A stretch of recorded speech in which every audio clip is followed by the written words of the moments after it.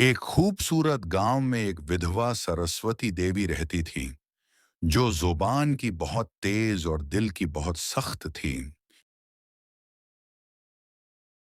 उनका एक ही बेटा था, राम, जो बहुत नेक और मेहनती था। वह सुबह जल्दी उठकर अपनी फल की दुकान चलाने चला जाता था। उनकी बहू ममता, जो बहुत सुंदर और सुशील थी, सारा दिन घर के काम करती, मगर फिर भी सास की सेवा में लगी रहती थी।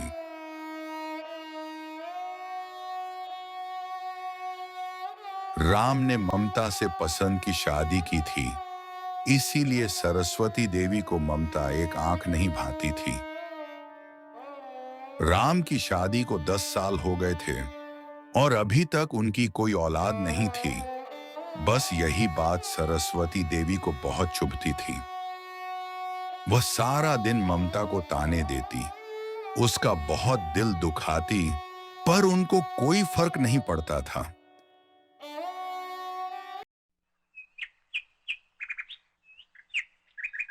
एक दिन जब ममता घर की सफाई कर रही थी, सरस्वती देवी आईं और गुस्से से बोली, ओ सुस्त लड़की, सारा दिन एक ही काम में लगी रहती है। पानी कौन भर कर लाएगा? जल्दी हाथ चला। ममता बेचारी बुरे दिल के साथ फिर से घर के कामों में लग जाती है। ममता जल्दी जल्दी पानी भरने जाती है। तभी रास्ते में उसे हमसाई मिलती है और कहती है, ममता, कल हमारे घर पूजा रखी हुई है, तुम जरूर आना। ममता बहुत सोचकर कहती है, हाँ बहन, पूरी कोशिश करूंगी।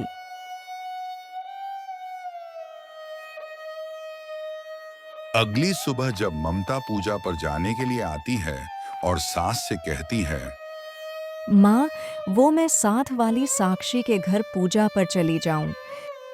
अगर आपकी इजाजत हो तो मम। अच्छा, तो और कितनी पूजा करोगी?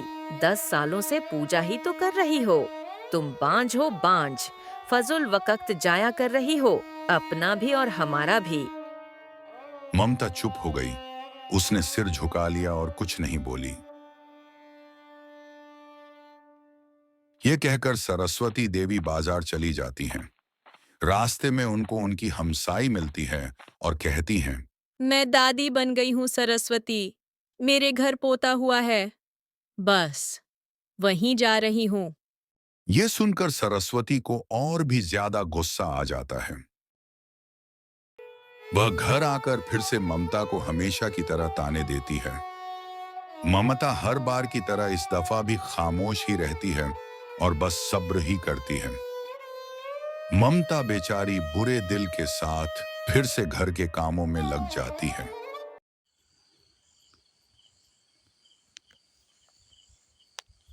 रात को राम जब काम से आता है तो कहता है, ममता, आज बहुत उदास लग रही हो। सब ठीक तो है ना? नहीं, कुछ भी तो नहीं, बस थोड़ी थकावट है। अच्छा, तो फिर कल मेले पर चलें, तुम्हारा दिल भी बहल जाएगा। यह सुनकर ममता खुश हो जाती है। अगली सुबह जब ममता मेले पर जाने के लिए तैयार होकर आती है, तो सास बहाना बनाते हुए कहती हैं, बेटा, तेरी बीवी का तो जरा भी ख्याल नहीं है। मेरी रात से तबीयत खराब है और वह मेले पे जा रही। क्या माँ, आपकी तबीयत खराब है? हम नहीं जाते। माँ, आप आराम करें, मैं आपको दवा देती। यह सुनकर सरस्वती बहुत खुश हो जाती है। ममता बेचारी बुरे दिल के साथ फिर से घर के कामों में लग जाती है।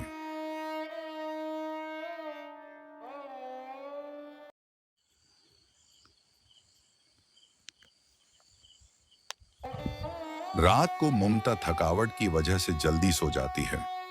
इतने में राम घर आता है और ममता का पूछता है तो माँ कहती हैं, लो जी, तुम्हारी बीवी को तो आराम से फुर्सत ही नहीं। न हमें पोता दे सकी, न तुम्हें कोई खुशी दी। माँ, इसमें उस बेचारी का क्या दोष है? ये सब तो भगवान का काम है। माँ, हमेशा ऐसी बातें न किया करें। ममता का बहुत दिल दुखता है।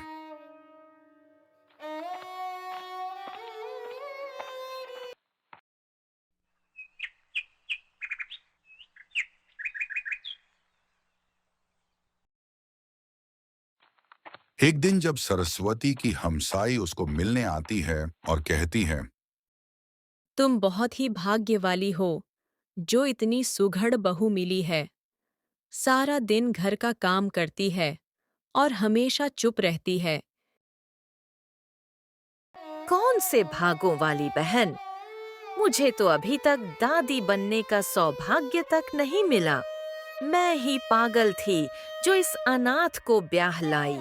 मुझे क्या पता था कि ये बांझ है। भगवान से डरो बहन, औलाद का होना या न होना, ये तो सब भगवान के हाथ में है। ऐसा मत कहा करो। ममता बाहर खड़ी ये सारी बात सुन लेती है और फिर मन ही मन कहती है, भगवान, अब और कितना सब्र करूं? तू देख तो रहा है ना।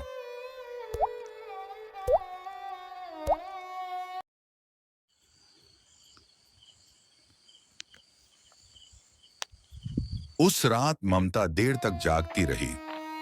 आंखों से आंसू थमने का नाम नहीं ले रहे थे। राम ने जब उसे रोते देखा तो उसके पास आकर बोला, ममता, तुम फिर रो रही हो। मैंने कहा था ना, सब ठीक हो जाएगा। राम, वो मैं कह रही थी कि क्यों ना हम शहर जाकर बड़े डॉक्टर को दिखाएं। शायद भगवान की कृपा हो जाए और हमें औलाद हो जाए। हाँ ममता, क्यों नहीं। बस थोड़े पैसे आ जाएं तो जरूर चलेंगे। सरस्वती देवी ये सारी बातें सुन लेती हैं और बहुत गुस्सा करती हैं।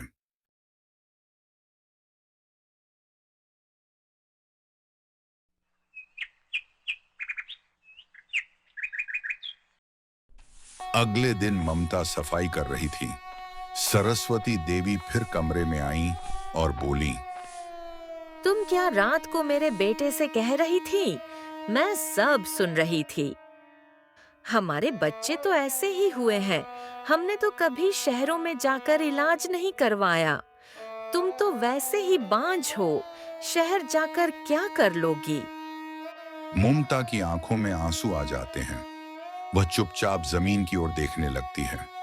आखिर वह क्या जवाब देती? वह तो एक अनाथ थी, न कोई अपना, न कोई सहारा। जाए तो जाए कहां?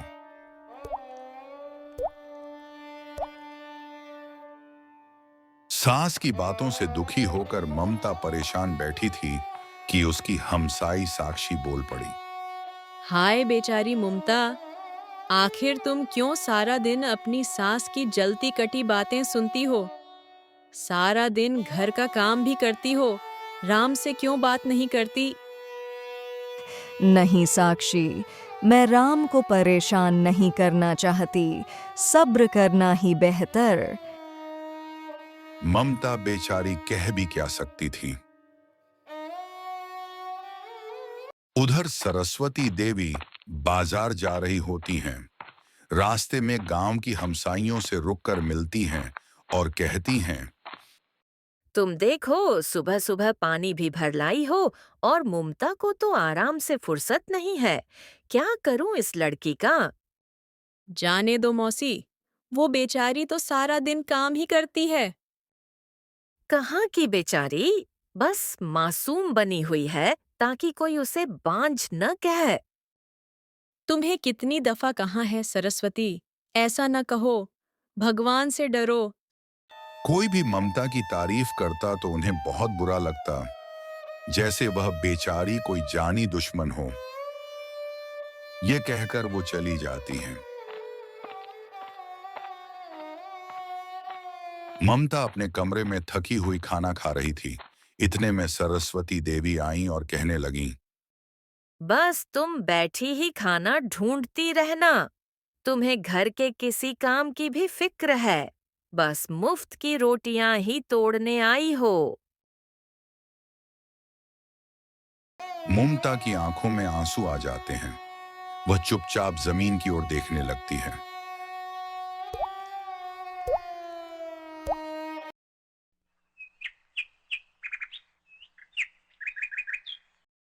सुबह राम जब अपनी दुकान पर जा रहा होता है तो ममता उसे बहुत ही मोहब्बत से कहती है, राम, वो साथ वाली नंदिनी की शादी है, मुझे नई साड़ी चाहिए थी। सरस्वती देवी ये बात सुन लेती हैं और सामने आकर बोलती हैं, कोई जरूरत नहीं है नई साड़ी की। घर में जो है बस वही पहन लो। बड़ी आई नई साड़ी लेने वाली। बेचारी ममता खामोशी से मुंह ही देखती रह जाती है। और राम, वो क्या कहता अपनी माँ को। वो जानता था कि उसकी माँ को ममता एक आंख नहीं भाती, पर वो भी क्या कर सकता था। सरस्वती देवी बाजार के लिए निकल जाती हैं। रास्ते में उन्हें उनकी पुरानी हमसाई मिलती है और कहती है, मैं कल तुम्हारे बेटे की दुकान पर फल लेने गई थी। वो थोड़े से कमजोर लग रहा था। क्या बात है आखिर? क्या बताऊं, 10 साल हो गए शादी को, अभी तक औलाद का सुख नहीं देखा। बस इसीलिए राम जरा परेशान रहता। अच्छा, तो तुम उसकी दूसरी शादी करवा दो। देखो, अभी उसकी उम्र है, कुंवारी लड़की भी मिल जाएगी। देर हो गई तो मुश्किल हो जाएगा। ये कहकर वो चली जाती हैं।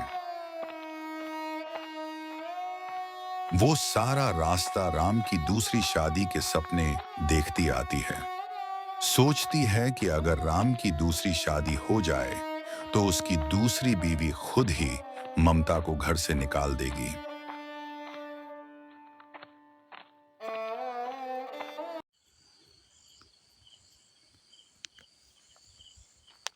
रात को जब राम घर आता है तो माँ कहती हैं, बेटा राम, मैं चाहती हूँ कि तुम दूसरी शादी कर लो।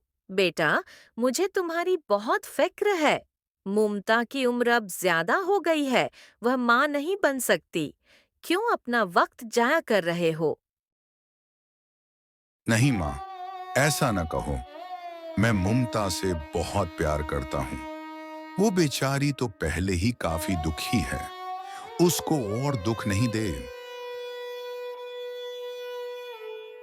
ये कहकर राम अपने कमरे में चला जाता है।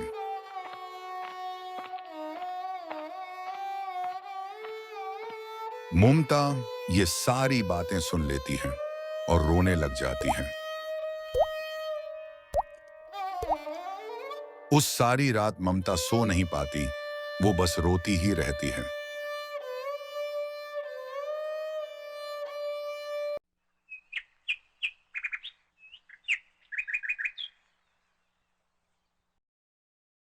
अगली सुबह मुमता अपनी सास के पास आती है और कहती है, माँ जी, आप राम की दूसरी शादी के लिए लड़की पसंद करें, मैं उन्हें मनाऊंगी, आप बस तैयारी करें।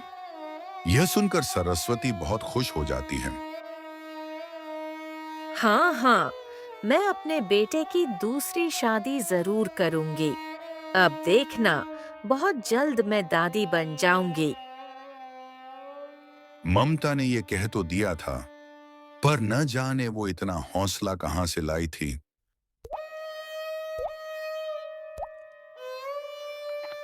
वो ये सब कहकर कहीं दूर चली जाती है।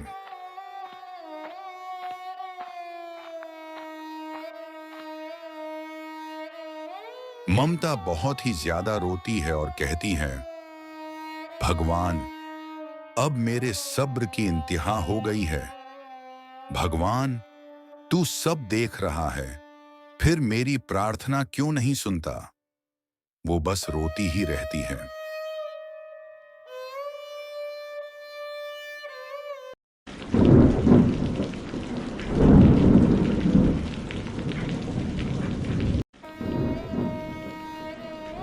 उस रात बहुत तेज बारिश होती है ममता फिर रात भर सो नहीं पाती, वो बस रोती ही रहती है, मानो आसमान भी उसके दुख में साथ साथ रो रहा हो।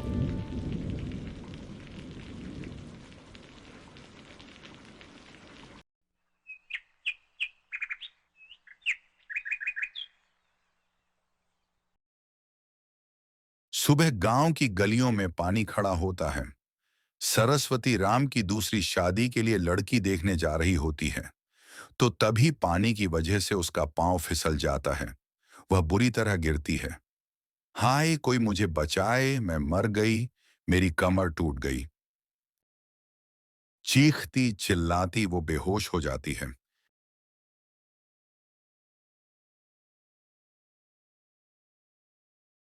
इस उम्र में हड्डियां कमजोर होने से उसकी कमर और टांग की हड्डी टूट जाती है। अब वह बस सारा दिन या तो लेटी रहती है या बस बैठी रहती है। वह चल फिर नहीं सकती।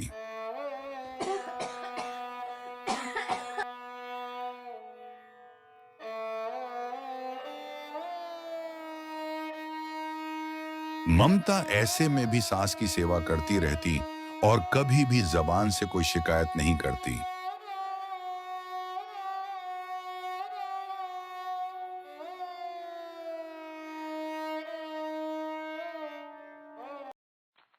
सरस्वती की हमसाई को जब उसकी मजबूरी का पता चलता है, तो वह उससे मिलने आती है और कहती है, तुम्हारी हालत पर अफसोस हो रहा है सरस्वती। मैं तुम्हें कितनी बार कहती थी कि ममता से ऐसे मत कहा करो। तुमने उसका कितना अपमान किया। वो बेचारी कुछ नहीं बोली, पर भगवान तो सब देख रहा था। तुम उसी पर सौतन लाने निकली थी और देखो, आज तुम खुद ही इस हालत में हो। ममता से माफी मांगो और भगवान से भी। इंसान को अपने बुरे कर्मों की सजा दुनिया में भी मिलती है और मरने के बाद भी। सरस्वती को अब अपने कर्मों पर रोना आ रहा था। उसे एहसास हो गया कि उसने ममता के साथ कितना जुल्म किया है। वह बहुत ज्यादा रोने लगी और भगवान से भी माफी मांगने लगी।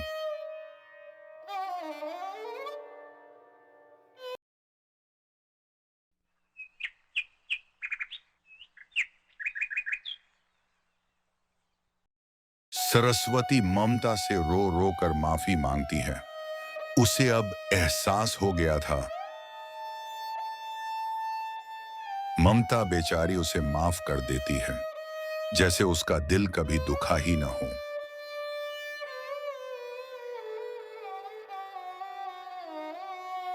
राम ये सब देखकर खुश है कि अब मां और ममता हमेशा खुश रहेंगी।